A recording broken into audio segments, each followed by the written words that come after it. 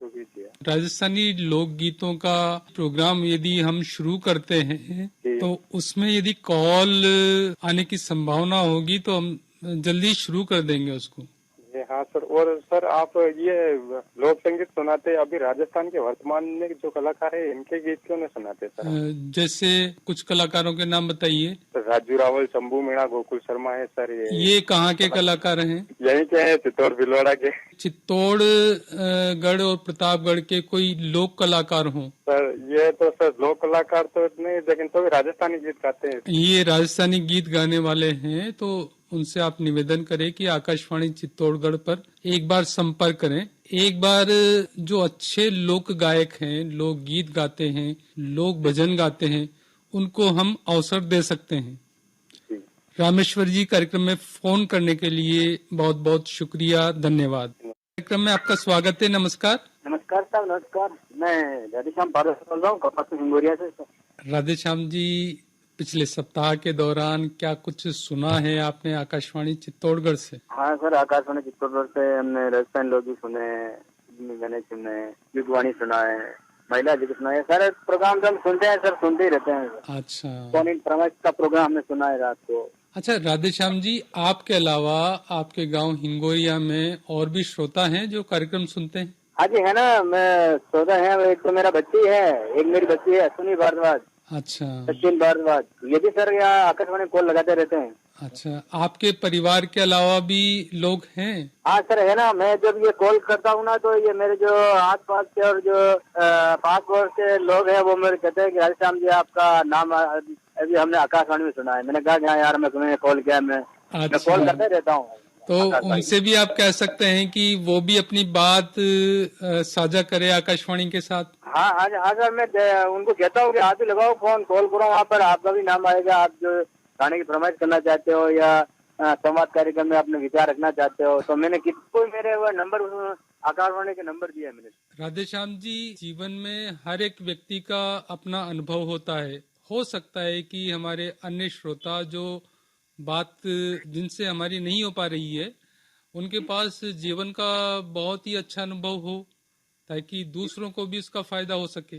राधेश्याम जी, आपके माध्यम से हम सभी श्रोताओं से निवेदन करते हैं कि जो जीवन में उनके पास में अनुभव है हमारे साथ साझा करे, या कई बार कटु अनुभव भी हमारा रहता है, उससे हम सावधान रह सकें। जी सर, आपकी जो बात कह रहे हो आप बिल्कुल सही है। अपने जब विचार साझा होते हैं तो अपन को अनेक तरह प्रकार के ज्ञान मिलता है। अपने में जो ज्ञान होता है उनको मिलता है, उनका ज्ञान अपने में मिलते हैं। लेकिन जब विचार एक दूसरे के साझा होंगे तभी अपने विचारों का आदान प्रदान होगा। बिल्कुल। राधेश्याम जी, कार्यक्रम में फोन करने के लिए बहुत बहुत शुक्रिया, धन्यवाद। कार्यक्रम में आपका स्वागत है। नमस्कार। जय श्री कृष्णा। जय श्री कृष्णा। कैसे हैं आप? बढ़िया है सर।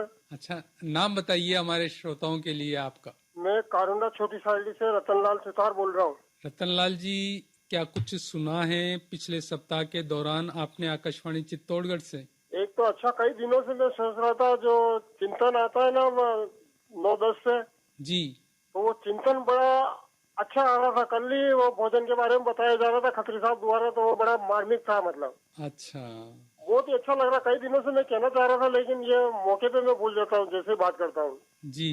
और विविध रंग में प्रसिद्धि बीटी अभी वो कब आया था, तीनों की अब्दुल सत्तार साहब और आप थे और खत्री साहब थे जी, वो भी बड़ा अच्छा लगा मेरे को प्रोग्राम। एक दूसरा प्रोग्राम सुना था मैंने युवाणी में, हेलो डॉक्टर का। अच्छा, ये बुधवार को प्रसारित हुआ था। जी, वो भी मुझे बड़ा अच्छा लगा। उसमें मैंने भी बात की थी डॉक्टर साहब से।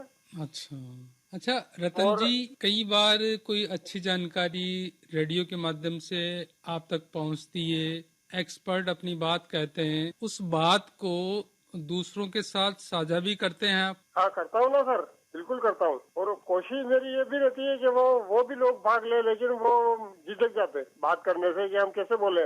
अच्छा, मैंने कहा डरने वाली कोई बात नहीं ऐसी, जैसे अच्छा नहीं बोला जाएगा तो मतलब वो काट देंगे वैसे ही। तो ऐसे करके प्रेरित तो करता हूँ, फिर भी डरते हैं जो लोग बात सामने कम आते हैं। कोई बात नहीं रतन जी, थोड़ा सा समय लगेगा। वो भी अपनी बात संवाद कार्यक्रम के माध्यम से या हमारे अन्य फोन इन कार्यक्रम के माध्यम से हमारे श्रोता रख पाएंगे।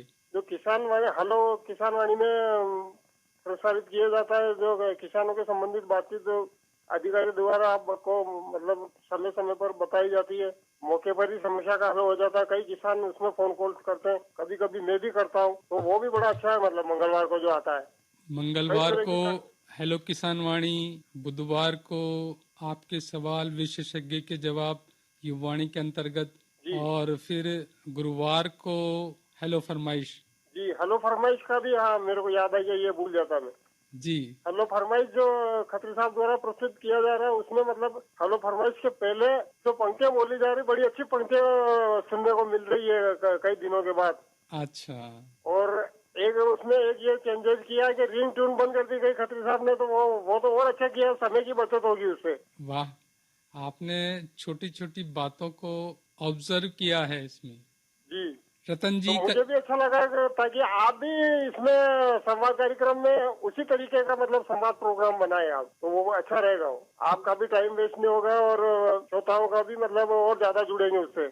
आपके सुझाव पर जल्दी ही अमल किया जाएगा। कार्यक्रम में फोन करने के लिए बहुत बहुत शुक्रिया, धन्यवाद।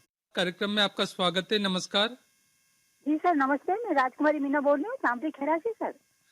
राजकुमारी जी, पिछले सप्ताह में गर्मी का सामना हमने किया, आकाशवाणी के कार्यक्रम आपने सुने। जी पहले किसके बारे में बताना चाहेंगे? जी सर, सबसे पहले मैं बताऊंगी सर, सजीव फोन इन कार्यक्रम में श्रीराम जी महावर साहब की वार्ता थी चिकित्सा अधिकारी डॉक्टर नवीन जी धाकर साहब के साथ में। तो सर वो काफी अच्छी लगी।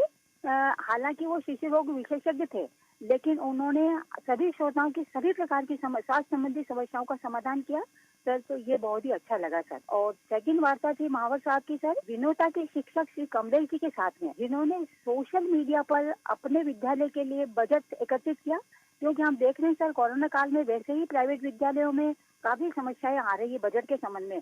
इवन कि अपने शिक्षकों को पेमेंट देने में भी इंस्टीट्यूशन जो हेड होता है उसको काफी दिक्कत आती है, तो उन्होंने एक अनूठा प्रयोग किया है कमलेश जी ने।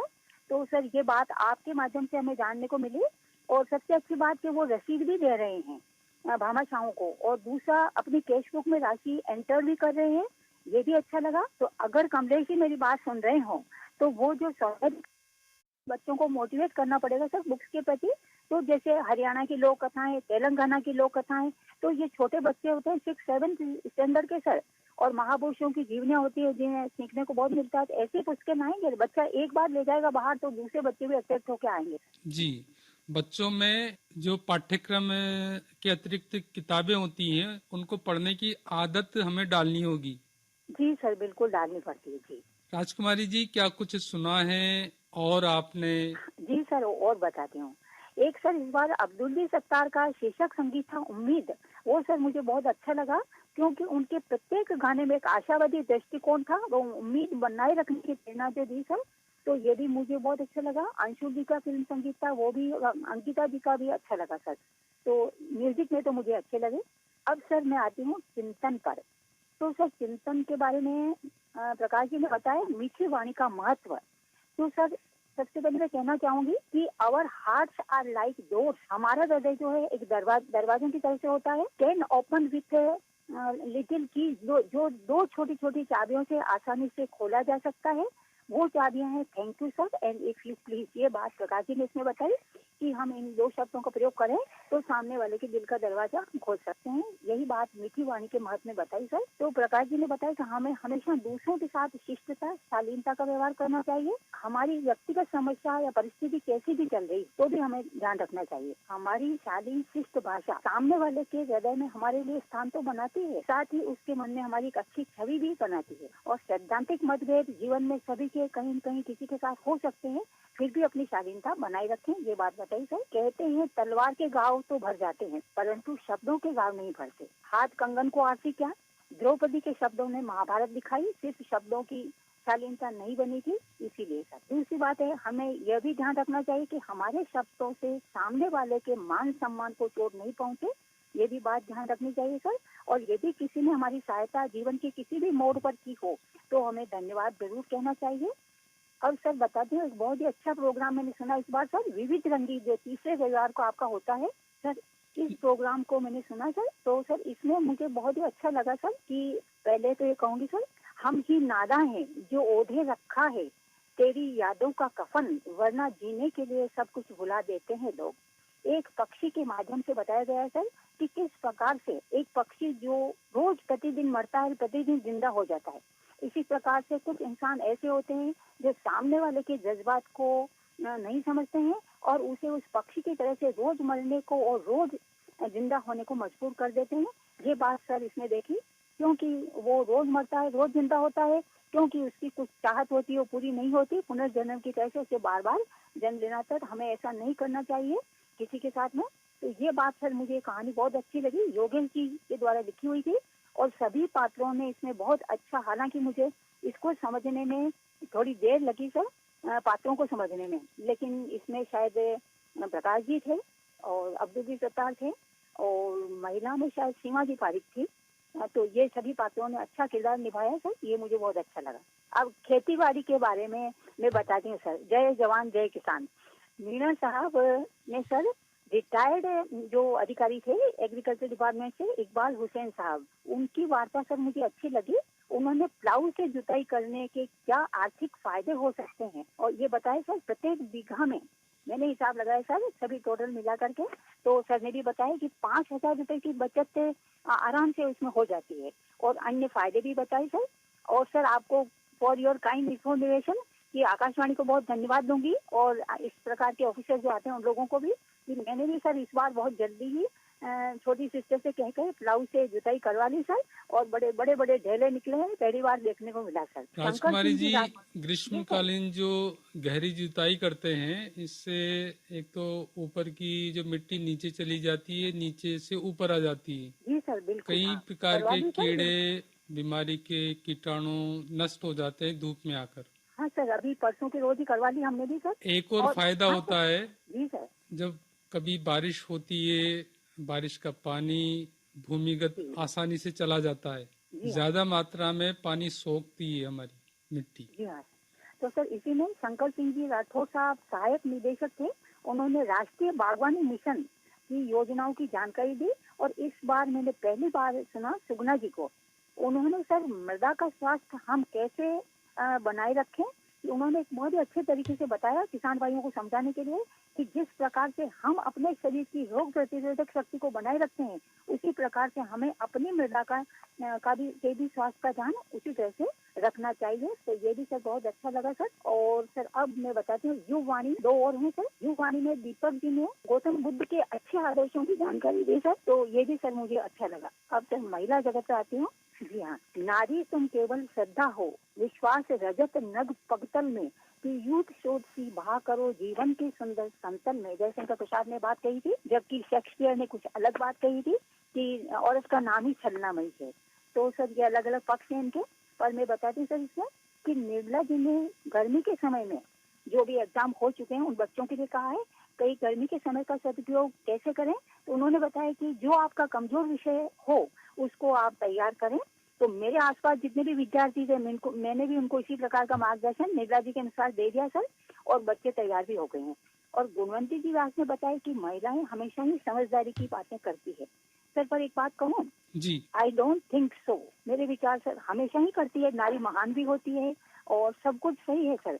लेकिन सर क्या है कि एक महिला की समझदारी तो तब ज्यादा दिखाई देती है जब वह धैर्य के साथ प्रतिकूल परिस्थिति को अपने अनुकूल बना ले, उसकी समझदारी जरूर दिखाई देती है। पर कभी कभी सर महिला क्या ज्यादा समझदारी दिखा देती है तो भगवान श्री रामचंद्र जी को भी वनवास दिखा देती है। फिर भी सर हर परिस्थिति में हमें अपना धैर्य बनाए रखना चाहिए। मैं तो सर इस बात में विश्वास करती हूँ। जी सर, आप सभी का हार्दिक आभार सर। जी सर। राजकुमारी जी, कार्यक्रम में फोन करने के लिए बहुत बहुत शुक्रिया, धन्यवाद।